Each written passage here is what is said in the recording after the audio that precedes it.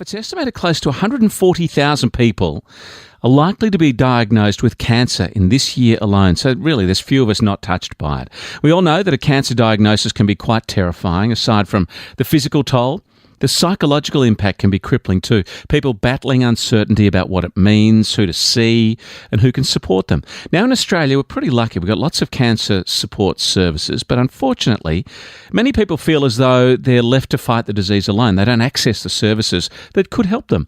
As someone who's seen this after both her father's and her friend's deaths from cancer, and also as the wife of a busy medical oncologist to boot, is Jo Marks, who's in the studio with us now. A mum of two, just to impinge on her time even further. Hello, Jo. Hi, how are you? Great to have you in with us. Tell us about this free forum and how it actually came about, what inspired you. Okay, great. Well, thank you for having me. Pleasure. We're really excited. We've put together what we've called a cancer support morning, and it really is a wonderful gathering of really inspiring, motivating organisations, charities and speakers who are coming together. It's for anyone affected by cancer, so patients, and we've, invited people to bring along a support friend, a partner, a family member, to learn about what kinds of emotional and psychological support services and organisations are out there.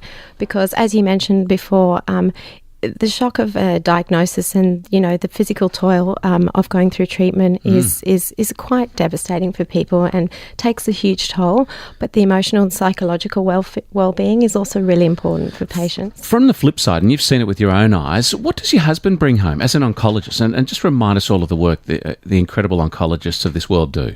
Yeah, I mean, I think it's inspirational what they do, just the care and the wonderful treatment options and how they look after the well-being of the patients as well as their family, as well as just seeing them through quite a tough process. Yeah. I think it's amazing, and I think a lot of the support services, as you mentioned, we're so fortunate to have that in Australia.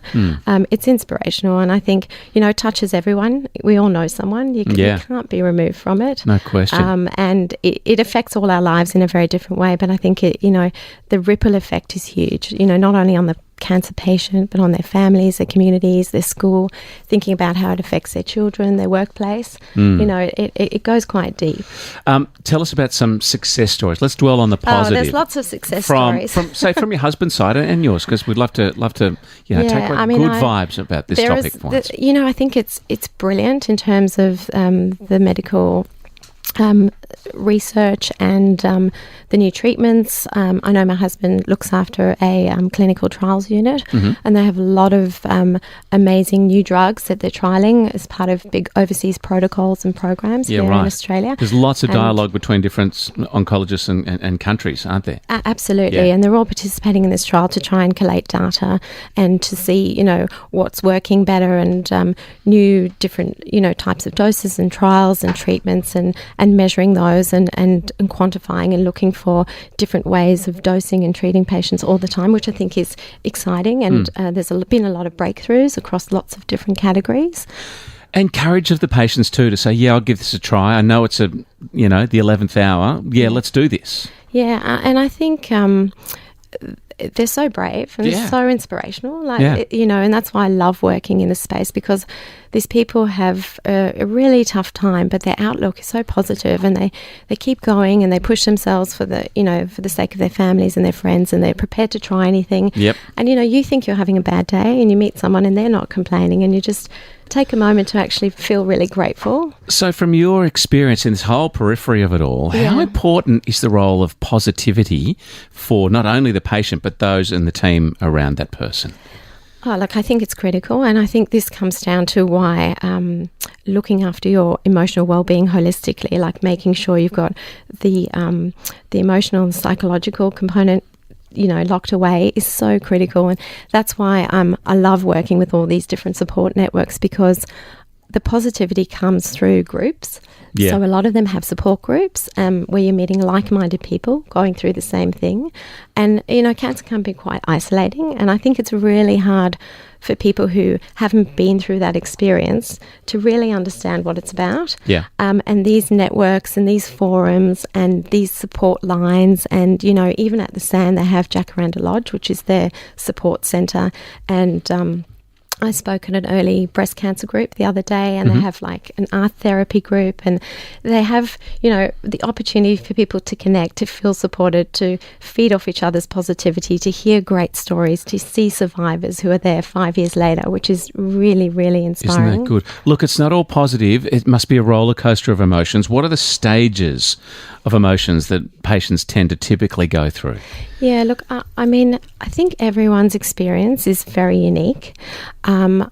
Having, not being an expert in that field and fortunately not having experienced it myself, I can only base my observations on friends and families that have. But I think you go through a range of emotions, and it really does depend on your situation, your treatment, your predisposition, where you've come from, what kind of support you have, your family background, ranging from shock to denial to, motivation to, and it's okay to feel more than one emotion. You can actually feel anger and frustrated, but also, a positive emotion one day. It's okay to also feel quite a conflict of emotions when you're going through something like this. They're not mutually exclusive at all. Yeah, absolutely. No, good answer, really. What did you recognise that cancer patients need, and not just on that emotional level, but on a physical level?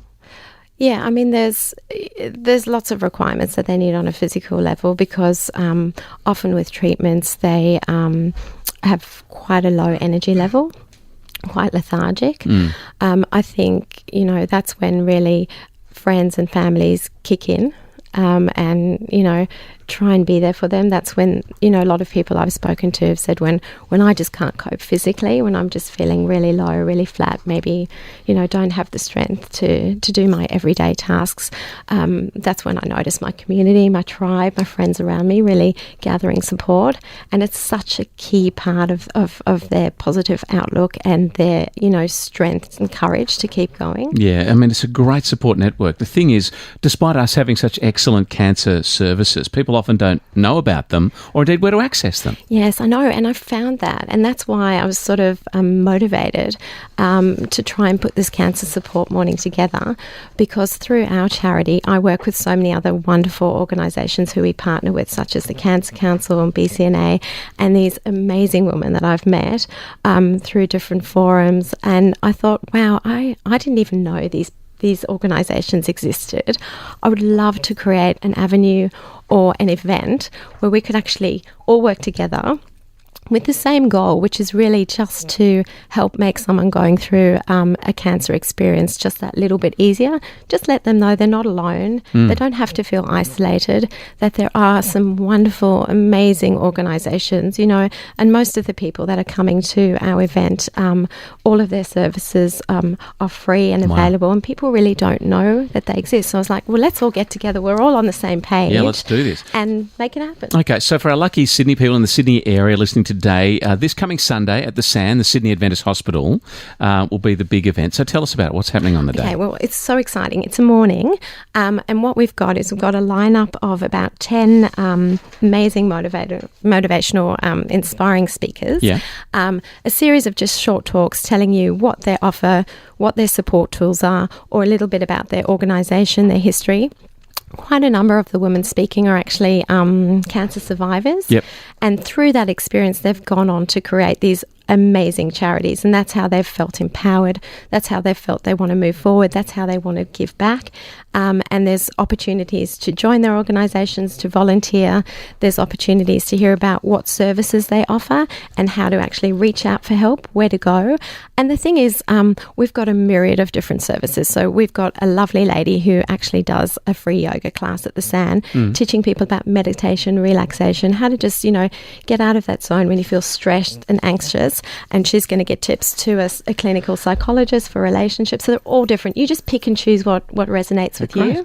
Imagine the energy in the room on the day across that. It's going to be fantastic. It's going to happen from 9 a.m. this coming Sunday at the Sydney Adventist Hospital at the SAN. If people want to book, is it free across the day? Yes, so it's completely free. We've got free parking, free lunch. There's amazing free lunch, gift bags filled with certified Australian organic skincare products from Rosehip Plus, which is awesome.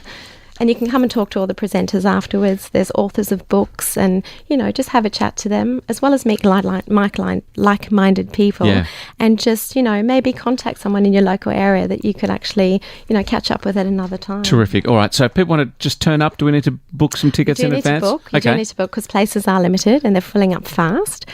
So if you go to our website, www.itsaboutus.com.au, there's a booking link and you just hop on there, fill out your details, and we'd love to see you. Itsaboutus.com.au. That's it. Easy one. Jo, great to speak to you and appreciate all the effort you put into this on a passionate and incredible mission that you're on. Thank you. Lovely to meet you. Appreciate your time today. Thanks for having us. Jo Marks there here on Your Better Living After.